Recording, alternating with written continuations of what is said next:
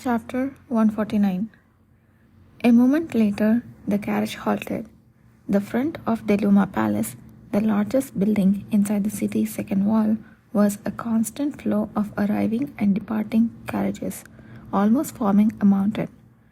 The special award ceremony party, held to appreciate all those who have worked hard the year, always had a participation of at least 500 people. But this year, the entire cavalry was invited, making the crowd even more overwhelming. Lenore, intending to stay inconspicuous, donned a traditional formal attire, keeping his head low as he swiftly entered the palace. With so many people around, no one paid much attention to those brushing past them. He was relieved. As he approached, one of the 10 servants, frantically checking the attendees, gave his name and presented his identification badge. The man stiffened, lifted his head, and stared at Lenore. After a pause, he handed back the badge and politely gestured towards the interior with a bow. "Please enter." The party at Deluma Palace had areas restricted to entry based on the attendees' status and importance.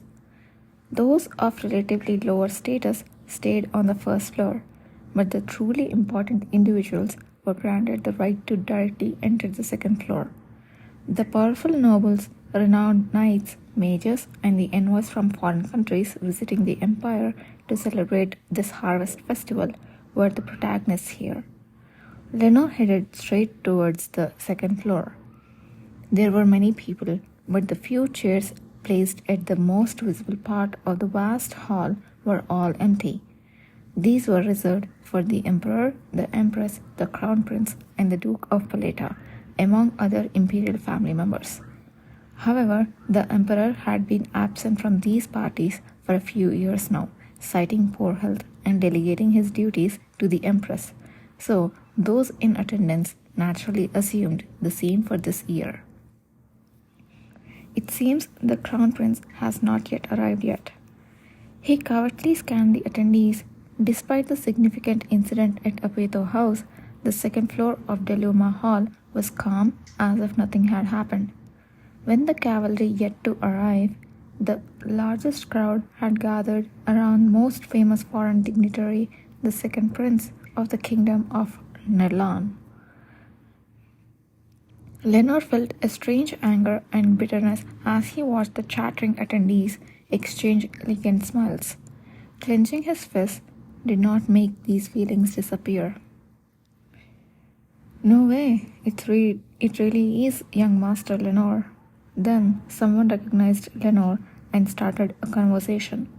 Startled, Lenore turned to find a few young nobles with familiar faces and his brow furrowed. Only then did the gazes from all around concentrate on him. "How did you come? I heard that Apeto House is not attending this time. Has the Duke changed his mind?" "Well, you could say that." Despite lying as easily as eating, his mouth went dry, perhaps due to the imminent moment that would change the direction of his life. "I knew it. I believed that Apeto wouldn't even flinch at the trial that Duke Paleta is preparing. Now that you have arrived, I can proudly say that I was right." Lenore's heart pounded at the words of the grinning noble. Before receiving the letter from the crown prince, he had thought the same. He believed that no matter how much the cavalry tried to shake Apeto, it would be useless.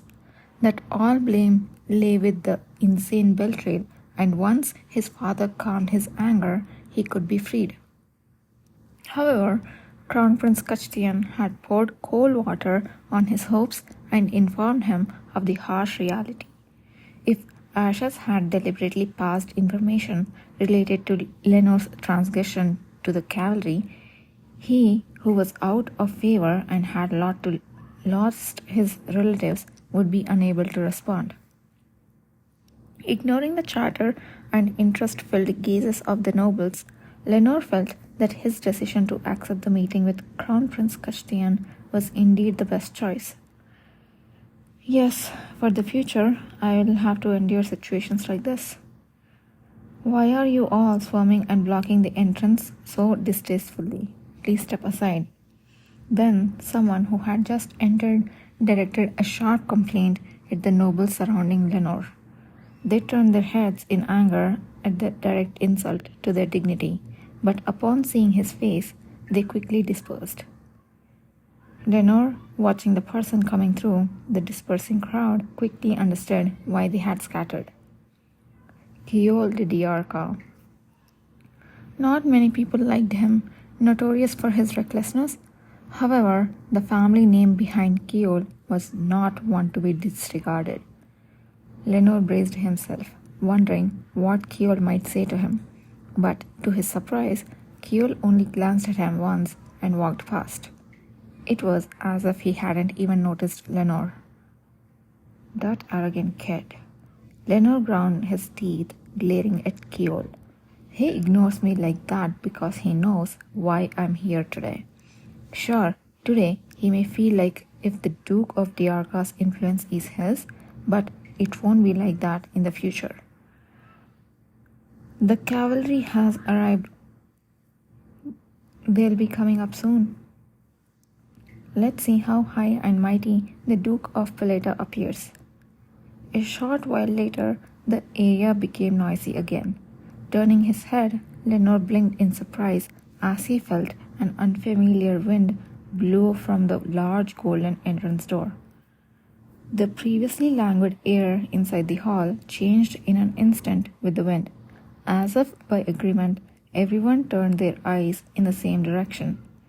The tall man who entered, surrounded by a cold wind that captivated everyone, had such handsome features that one wouldn't forget them after seeing them just once. It's the Duke of Peleta. Duke Kishir Laor of Peleta. At the appearance of Duke Kishir Laor of Peleta, the people stirred like a wave. Some felt as though the chandelier light, unnoticed until a moment ago, was shining solely on him. Whether seeing Kishir in this setting for the first time or not, there was no doubt that they were overwhelmed by him for that brief moment. But what surprised the people didn't stop there. As those following Kishir in a four-row line entered, the atmosphere of the hall changed once more. So they are the cavalry. They seem powerful. I heard most of them are governors, but they don't seem any different from any traditional knight orders. Some murmured in admiration at the dignity and decorum of the cavalry. Is it thanks to them that there were no major accidents throughout the festival? When we go back to our country, I suggest we gather people like them and entrust them with some work. Some were recounting tales of the knightly cavalry members that had made a name for themselves throughout the festival, and the future that was to be reshaped by their actions. The sight of every person gathered as if their existence was for the sake of the cavalry, and the Duke of Peleta left Lenore feeling dizzy. Why isn't anyone talking about what they have done to me, to Opeto?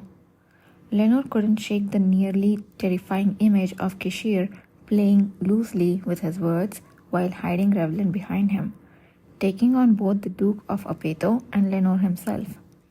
Just the sight of Duke Peleta, resplendent in his formal attire, giggling in inexplicable joy, made him nauseous. It wasn't a metaphor. He truly felt ill.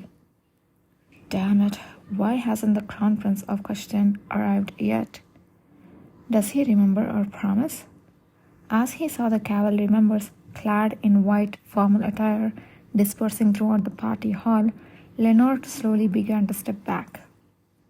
Among them, there were definitely members who had come to the house of Opeto with Kishir and seen his face, and he didn't want to bump into them.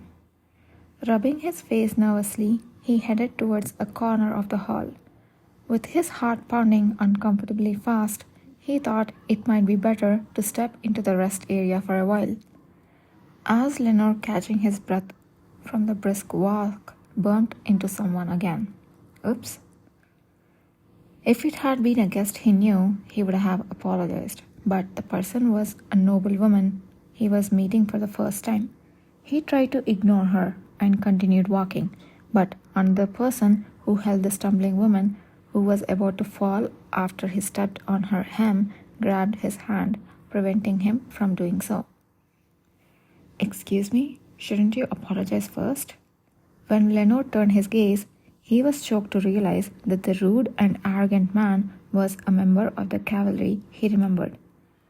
This guy is definitely, with hair and eyes that seemed to hold a sinister darkness and a spooky face devoid of any human emotions. There was no doubt. Isn't he the one who dragged the unconscious Beltrail like a sack and dumped him in front of us that day? Let go.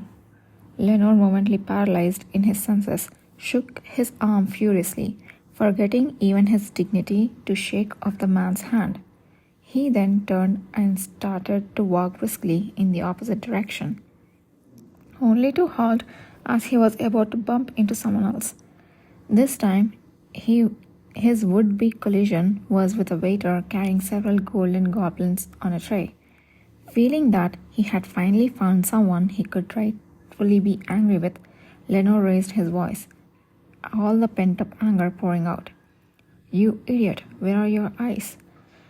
"I apologize. If you are feeling unwell, please let me know.